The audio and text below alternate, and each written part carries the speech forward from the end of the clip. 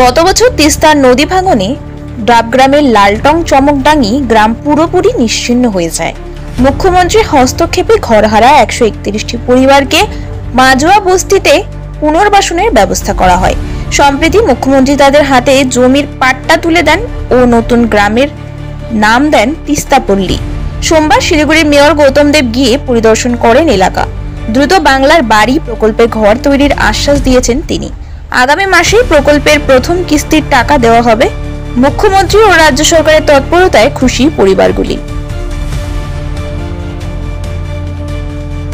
পরে 3 তারিখ 2024 তিস্তার ভয়াবহ গতি পরিবর্তন হয় লালটং চমকডাঙ্গি, এখান থেকে প্রায় 2 কিলোমিটার দূরে নদীর ওই পারে, এবং তাতে বাড়িঘরগুলো প্রচুর ক্ষতি হয় এবং সেখানকার মানুষগুলো অপেক্ষাকৃত উঁচু জায়গাতে চলে যায়। নির্মাণ উত্তরবঙ্গ উন্নয়ন দপ্তর থেকে তৈরি করা হয়েছিল, কিন্তু পরবর্তীকালে পরিবেশ পরিস্থিতি দেখে আমি মাননীয় মুখ্যমন্ত্রীকে একটা মেসেজ পাঠাই হোয়াটসঅ্যাপের মাধ্যমে।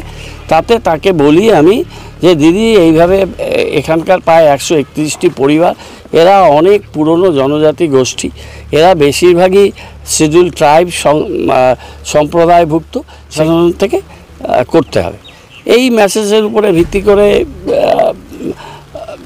কথাবার্তা ডিএম ম্যাডামের সাথে বলা হয় জলপাইগুড়ি, প্রথমে শিবনগর, এবং ওখানে বাড়িগুলোর জন্য জিও ট্যাগিংও হয়ে গেছে। প্লটগুলো 131টি পরিবারকে সুন্দরভাবে ডিস্ট্রিবিউট করা হলো। এই টাকাটা ঢুকবে।